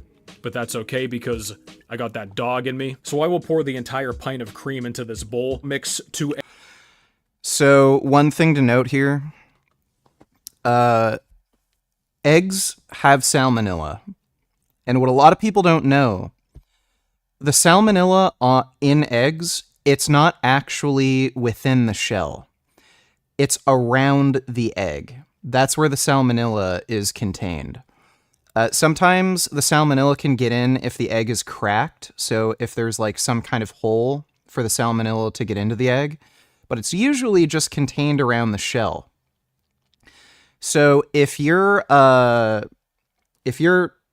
touching eggs with your bare hands, cracking them open, and you're touching other food with those hands that touch the outside of the egg that could contain salmonella, you're going to increase your risk of salmonella poisoning. So this is bad, dangerous sort of food handling. If you're handling an egg, you have to make sure that you wash your hands afterwards so that you don't contaminate any of the other food you're eating. Eggs, those are from the dozen earlier, so I would only have 10 with breakfast in that case and then 2 here. In any case, I'm getting 12 eggs total during the day, so the macros are not affected. I will mix that up, and then I've oftentimes eaten this ice cream after it is frozen a little bit. I will eat it without any sweeteners added. I don't think the taste is that bad. It does taste better overall with a bit of sweetener though, so something that you can throw in is, I would go for stevia or allulose. Allulose has some benefits that I'm not going to go into in this video. You can look it up if you'd like. A guy named Nick Norwitz has videos explaining the benefits of allulose compared to other sweeteners. It's very unique in terms of how the body responds to it. This is what ice cream was supposed to be. This is actual iced cream. So I mixed this all up, put it in the freezer for 2 to 3 hours. Once I take it out, it has to thaw for a little bit, but if you time it just right, you're going to get this texture that resembles normal ice cream pretty much to the T. Gross. Yeah, it is gross. Thanks for the donation, Ethan, though. Now that said, you can also make this in a typical milk or milkshake form. I've been doing that a lot recently because it's simply easier. Drinking cream is not easy. It's very, very thick. It doesn't taste bad, I would say, but given the texture, it's just hard to kind of put down. So you can also break this up by mixing it with, for example, normal milk or even some water. This is a bomb in terms of the total fat intake. 12 grams of protein, 12 grams of carbs, and 172 grams of fat. So again, this might explain his diarrhea. He's literally just eating straight cream. which again, it's kind of like drinking a bottle of olive oil. You're probably going to have diarrhea if you do something like that. So, on top of that, again, this is a source of dairy fat. You will find that dairy sources of fat, they don't absorb as well as other animal sources of fat, so that might also explain why he's having diarrhea. He's also consuming a lot of dairy throughout this whole video. So he may actually be lactose intolerant and not know it. Lactose intolerance can also cause diarrhea. Totaling 1,644 calories. So up next is a half pound of 80/20 ground beef. And I either make this on the stove or in the air fryer. I tend to be So again, more red meat. It's linked to diabetes, cancer, and heart disease. Terrible choice. favoring the air fryer recently because it's less cleanup and it's just easier to do, not as time consuming. So I will typically do that, and I will do 1 slice of more Tillamook cheese. This time it is the medium cheddar. So again, just more saturated fat, because apparently he hasn't eaten enough yet. So for the half pound of ground beef, that comes out to 38 grams of protein, no carbs, 44 grams of fat, and 548 calories. The 1 slice of cheese is 6 grams of protein, 1 gram of carb, 9 grams of fat, and 109 calories total. I will throw sour cream on top of this as well. So once I finally stuff that down, up next is the pre-workout meal, and that is raw milk. Yes, it is back. I was worried a bit about my digestion with this. Now, you guys know in the past I was drinking up to a half gallon of this a day. That's whenever I was getting the psoriasis breakout. Now, that said, I was also eating a lot of other foods that I have come to realize don't agree with me at the same time.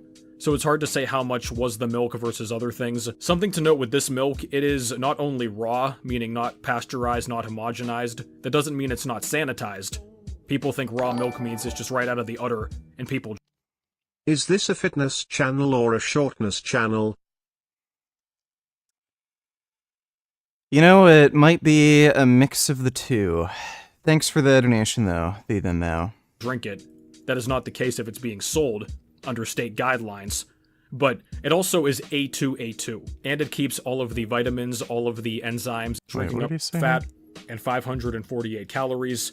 The 1 slice of cheese is 6 grams of protein, 1 gram of carb, 9 grams of fat, and 109 calories total. I will throw sour cream on top of this as well. So once So again, not enough fat yet.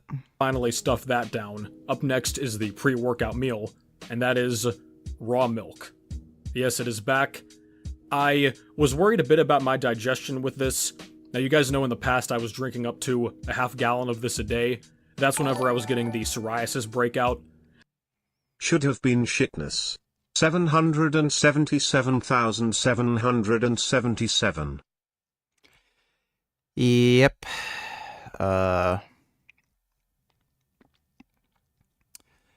His channel actually is becoming shit. I was watching some of his earlier content, and then he's become more and more retarded, especially with diet. Thanks for the donation, Ethan, though. Now, that said, I was also eating a lot of other foods that I have come to realize don't agree with me at the same time. So it's hard to say how much was the milk versus other things. Something to note with this milk, it is not only raw, meaning not pasteurized, not homogenized. That doesn't mean it's not sanitized. People think raw milk means it's just right out of the udder, and people drink it. That is not the case if it's being... I don't know what this chart is from. He probably got this from some sort of blog post. This isn't a scientific source, so this is just bullshit.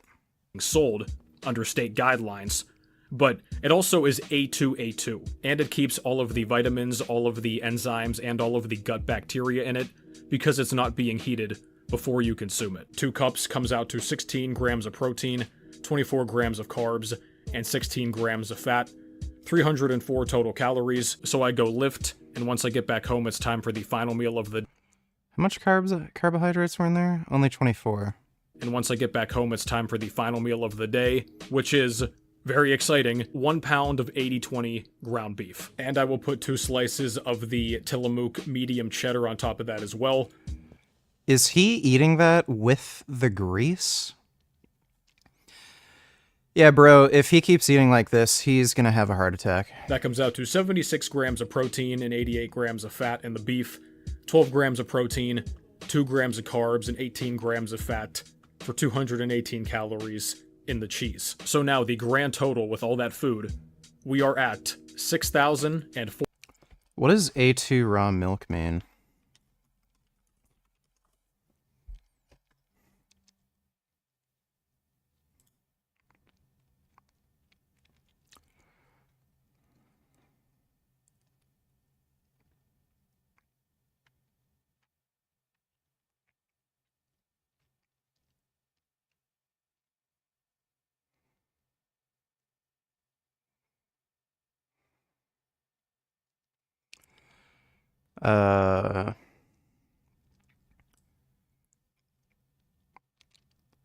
We're going to divide all cows into 2 groups, those having A1 beta casein, those having A2 beta casein, because they have 2 beta casein genes, one from mom, one from dad. Those with A1 beta casein have a genetic mutation that allows BCM7 in the milk to be digested. BCM7 has been associated with increased gastrointestinal inflammation and worsening of PD3 symptoms, among other things. But the A2 beta casein gene does not allow BCM7 to be digested. So that's what it means. It's just a type of cow.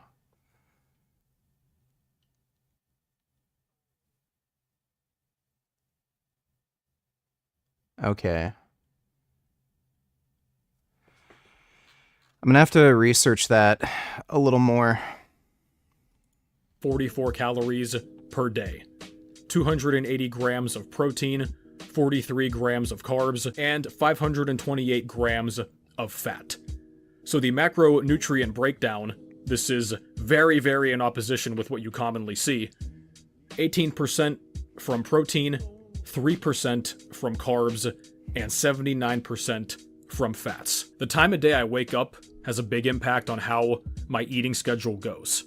So if I wake up as I'm scheduled to at, say, 7 a.m., and if I take a shower, get ready, start eating breakfast relatively quickly, that will set a good pace for the day. But if I stay up late, if I sleep in, if something happens and I don't get to my breakfast until, say, 9:30, 10 a.m., it just pushes the overall food that much farther back. And some of you guys may have experienced this on your bulks as well. You may have to be sitting up at night, just staring at that food like, I don't want to eat it.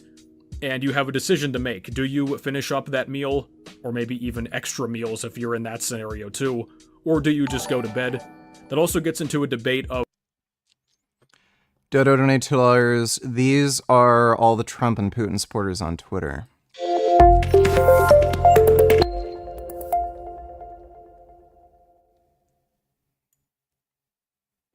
Bạn đang kinh doanh và muốn xây dựng hệ thống bán hàng, bạn đang gặp khó khăn trong vấn đề chạy quảng cáo. Bạn muốn xây dựng thương hiệu cho doanh nghiệp và tiếp cận nhiều khách hàng tiềm năng nhưng chưa có giải pháp hiệu quả. Vậy hôm nay mình xin giới thiệu phần mềm Smartphone Farm, hệ thống nuôi nick số lượng lớn dành cho anh chị kinh doanh và tạo dựng thương hiệu tiếp cận khách hàng. Smartphone Farm là phần mềm nuôi số lượng lớn nick Facebook. Yeah, that would be most of them. Thanks for the donation, Dodo. Dude, my old job is using 2 people to close the store, but when I was there a few months ago, I had to do it all alone. Am I right to be mad about that? I don't know. Of what's going to really make you grow more, the extra food or the extra sleep that you would get, as opposed to losing sleep, but getting the extra food. Opinions are going to vary on that. I have not totally made my mind up one way or the other. I suppose you could say sleep would probably do more for your overall growth, but that also depends on how much food that you're missing out on. And now we'll finish up talking about my current supplement stack. And some news to start off here. I am officially a Transparent Labs affiliate. I'm a big fan of the company's vision. They have verified to that point, but I want to get a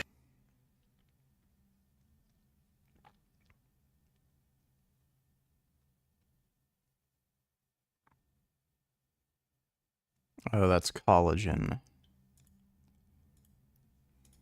Natural collagen production starts to noticeably decrease around age 30. Collagen supplements do not increase collagen production in the body. Only collagen peptides do. So the supplement is garbage. I'm not even 30 years old. And next up is the Hydrate Electrolyte formula. Now, you guys have probably noticed it has been hot as balls outside lately. It has been do not drink a ton of water during. The supplement has a great blend of ingredients. We've got calcium, magnesium, sodium, and potassium.